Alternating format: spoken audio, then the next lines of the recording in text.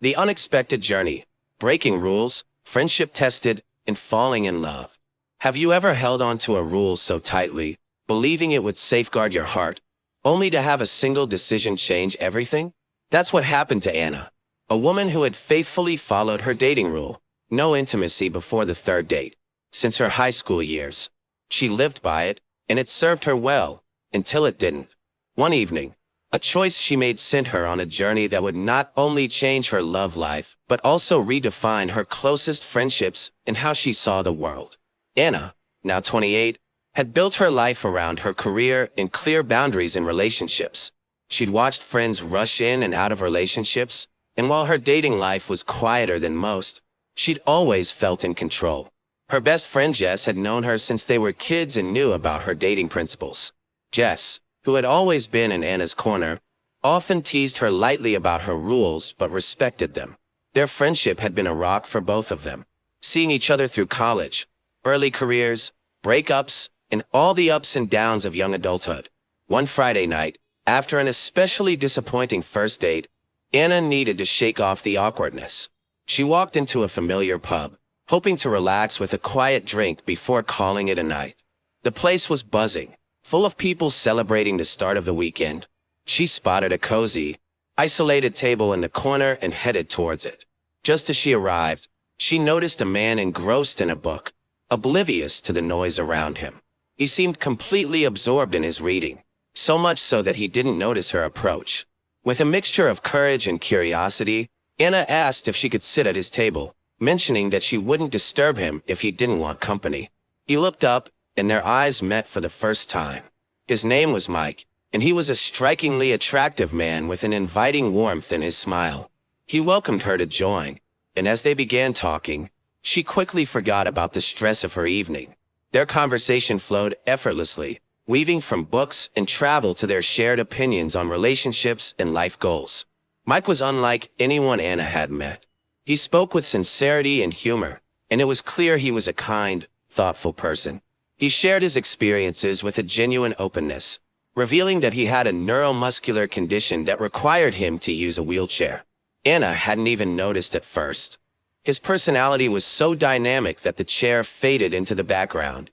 They shared laughs, stories, and a mutual feeling of comfort that felt rare and precious. That night, she broke her own rule and went home with him. In the following weeks, her connection with Mike deepened. He was everything she'd been looking for: sincere, attentive, and grounded. For the first time in a long time, Anna felt seen, cherished, and deeply connected to someone. They spent nearly every free moment together, and for her, each day brought a new reason to appreciate him. Their relationship wasn't without its unique challenges, but it was full of joy, laughter, and trust. Eager to share this happiness, Anna was bursting to tell Jess, her best friend and confidant, about her new love. After all, Jess had always been there for her, and Anna wanted her to meet Mike someday. When Jess visited, they met at a small cafe for coffee, and Anna excitedly recounted how she and Mike met, the funny mishaps they shared, and the whirlwind romance they'd experienced. But as Anna described her relationship, she noticed that Jess's warm smile faded, replaced by a quiet, distant expression. When Anna mentioned breaking her no intimacy before the third date rule, Jess's reaction turned cold. She leaned forward and, with a strange expression, said, "Are you sure this isn't some fetish? Just because he's in a wheelchair?" Her words hit Anna like a punch. Jess's remark was more than just a comment. It felt like a personal betrayal. For years, Jess had known her values, had been a witness to her journey in relationships, and had always respected her choices. To hear her friend imply something so hurtful left Anna speechless. Jess didn't wait for a response. She grabbed her things, threw an unreadable glance at Anna, and left. Anna sat in the cafe, trying to process what had just happened. Her best friend, the person she thought would be the first to celebrate her happiness, had walked out. It was as if Jess's judgment of her relationship with Mike was a reflection of something much deeper and more troubling. In the following days, Anna wrestled with a mixture of hurt and confusion. She couldn't understand why Jess had reacted the way she had. After a restless night spent turning over the conversation in her mind, Anna decided to reach out to Jess. She sent a message. "I'm hurt by what you said, but I care too much about our friendship to let this go without understanding why you said it." To her surprise, Jess replied almost immediately, apologizing and asking to meet. When they met again, Jess's face held the strain of someone carrying a heavy burden. As they sat down, Jess finally opened up, explaining what had been behind her reaction. Jess's life, once seemingly secure and fulfilling, had unraveled. Her long-term relationship had ended unexpectedly, and she was dealing with an overwhelming sense of loss and inadequacy. For Jess, watching Anna's happiness with Mike had felt like a slap in the face. Her outburst had been a moment of jealousy and pain, the release of emotions she had kept bottled up. The confession softened Anna's heart. She had been too caught up in her excitement with Mike to notice Jess's silent struggles. For the first time, she could see things from Jess's perspective. They both apologized, Jess for her words and Anna for not realizing her friend's pain. They left that day with a stronger understanding of each other, aware that their friendship was more resilient than they had thought. With her friendship repaired, Anna felt an even stronger commitment to Mike. A few weeks later, she met Mike's family. She was nervous, unsure of how they would react to her. Mike's family was big, lively, and incredibly welcoming. They were loud, full of jokes, and their love for each other was obvious. For Anna, who grew up in a quieter household, this was both overwhelming and wonderful. She felt like she had stepped into a world of warmth and energy that she hadn't known she'd been missing. Over the weekend, she watched as Mike, surrounded by siblings and parents who adored him, showed a side of himself she hadn't seen. She saw him playfully banter with his brothers, receive affectionate scolding from his mom, and laugh with a happiness that was contagious. His family accepted her with open arms, making her feel like one of them. When she met his youngest niece, she felt her heart swell at the thought of building a future with him. The weekend with Mike's family was filled with small moments that deepened her love for him. They played basketball in the backyard, Mike in his sports wheelchair, and Anna watched in awe as he and his siblings engaged in a spirited game. She'd never seen him so relaxed and happy. The sight of Mike in his element made her fall even harder for him, seeing just how much joy he brought to those around him. As they drove home that Sunday night, hand in hand, Anna reflected on everything that had happened. Meeting Mike, facing challenges with Jess, and connecting with his family had given her a new appreciation for the unexpected turns in life. She realized that the love she had found with Mike was more than she had ever hoped for. Breaking her rule, though it had seemed monumental at the time, was now just a small detail in the story of a love that had become her anchor. Mike was more than just a boyfriend. He was a partner, a confidant, and a friend who understood her in ways she hadn't expected. She knew there would be challenges ahead, but her relationship with him and the friendships she had nurtured were worth every moment. For the first time in her life, Anna felt that she had found someone she could truly build a life with, and the future that once seemed distant now felt wonderfully within reach. The path to self, a stepmom's journey through family, heartbreak, and rediscovery. At 30, Emily felt she had found her purpose. After years of dating and a few heartbreaks, she met Tom, a man with 2 young children who had captured her heart. 6 years her senior, he was a stable presence, a man with responsibility etched into every corner of his life. Tom's twins, Josh and Katie, were 8 when Emily first met them. She still remembered that day. They had gathered in a little cafe, Emily trying not to look too eager, the twins curious and cautious, their eyes studying this woman who had somehow entered their father's life. At the time, Emily approached it all with the patience of someone who knew that true connections took time. She wanted to be a part of their lives, but was careful not to overstep boundaries. She would never try to replace their mother. She promised them all. And so, Emily became a gentle fixture in their home. She was there for birthdays, school events, and quiet evenings where she helped with homework, listened to their stories, and watched their favorite shows. She watched them grow, their personalities evolving with each year. By the time Josh and Katie turned 12, the bond between them had solidified. They called her Mom on their own terms, the word coming naturally, feeling right, and marking a new chapter in their blended family. Emily felt honored and cherished, having earned this title, and she gave her heart wholly to her family. Life was good. The family fell into a comfortable rhythm that seemed to strengthen with time. Emily and Tom had a solid partnership. He was a hands-on dad, involved in understanding, and together, they navigated the ups and downs of parenting teenagers. Yet, as she gave more of herself, Emily noticed small things she brushed off at first. The occasional forgotten anniversary, moments when Tom was a little too quiet, a little too withdrawn. She chalked it up to the stresses of work and parenting, always focusing on the bigger picture, the love they shared, the family they had built. One spring morning, everything changed. Tom came home looking unusually tense. Josh and Katie were in the living room, their faces a mixture of confusion and excitement. Their biological mother, who had been absent since they were young, had reached out. She wanted to reconnect with them, to be part of their lives once again. Emily was caught off guard. She had never truly expected this moment, even though a part of her knew it was always a possibility. She didn't protest or question Tom's decision to let her back in. She wanted the twins to be happy, and she could see the anticipation in their eyes. With a deep breath, Emily prepared herself for the adjustments that would inevitably follow. In the weeks that passed, the children began to spend more and more time with their mother. She was an exciting new presence in their lives, someone who brought stories of adventure and a sense of novelty that Emily knew she could never compete with. Slowly, subtly, things began to shift. The twins started calling her by her name instead of Mom. The first time it happened, Emily felt a pang, but she smiled, telling herself that it was normal. After all, they had missed their mother. They deserved this happiness. But as the months went on, the shifts grew more pronounced.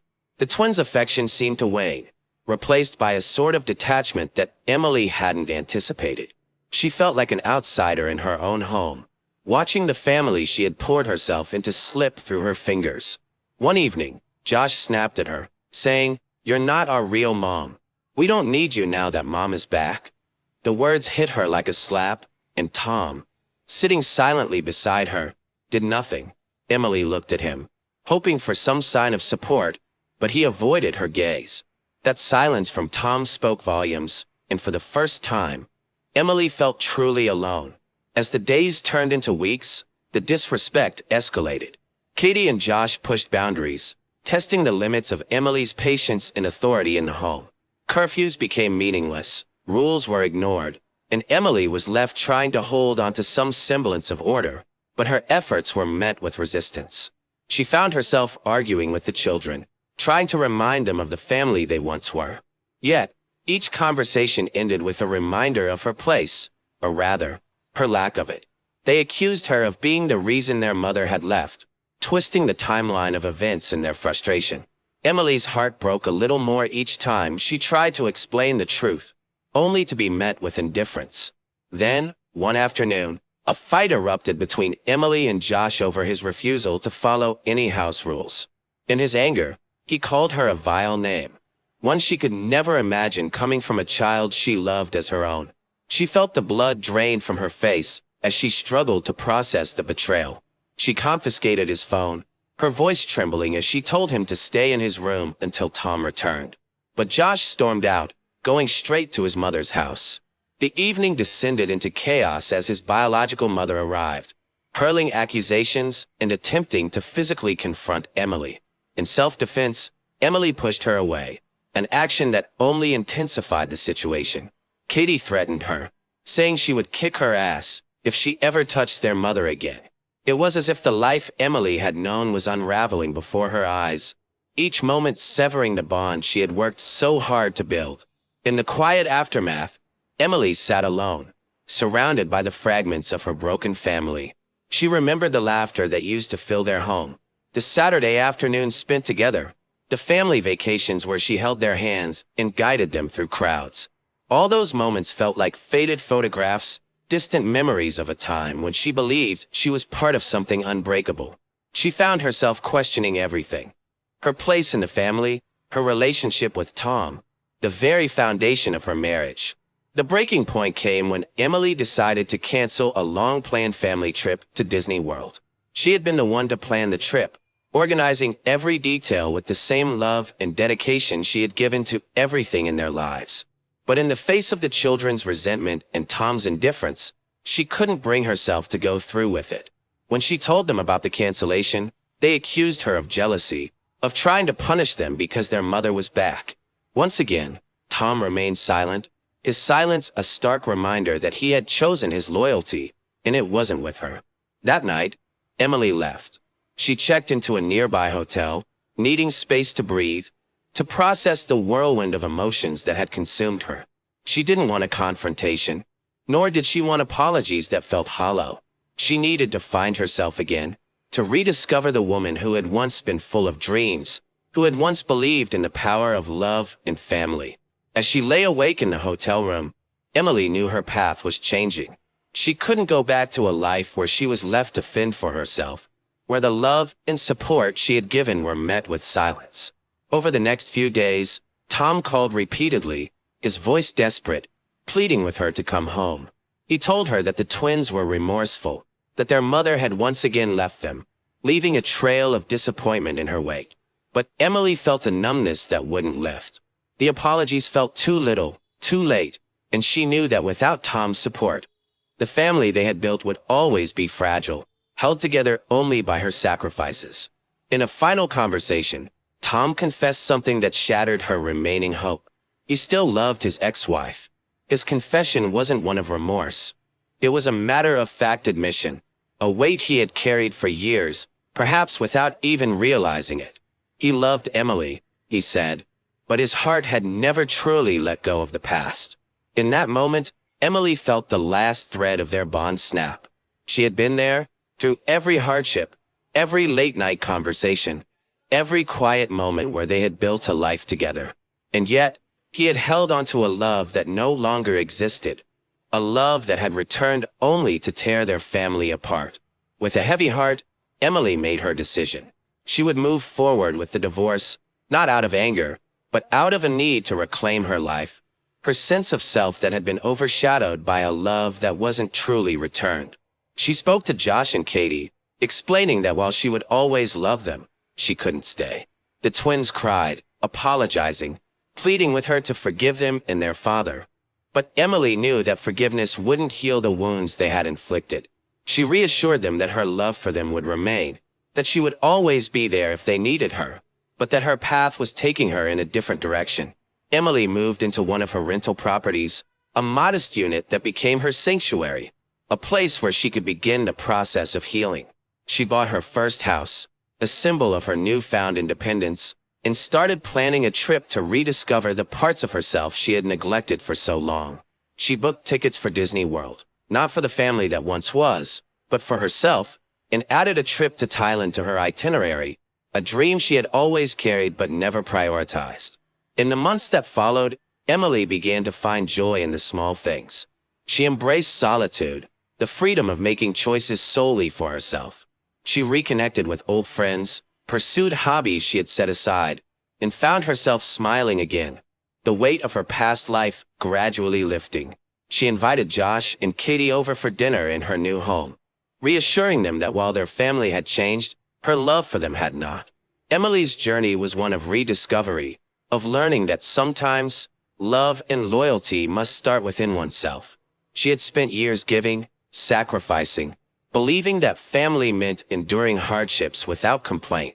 But as she embarked on her travels, as she stood in awe before the 7 wonders of the world, Emily realized that the greatest wonder was her own resilience, her ability to rebuild and find happiness on her terms. Her story became a testament to the strength of the human spirit, a reminder that even in the face of betrayal, we can find our way back to ourselves.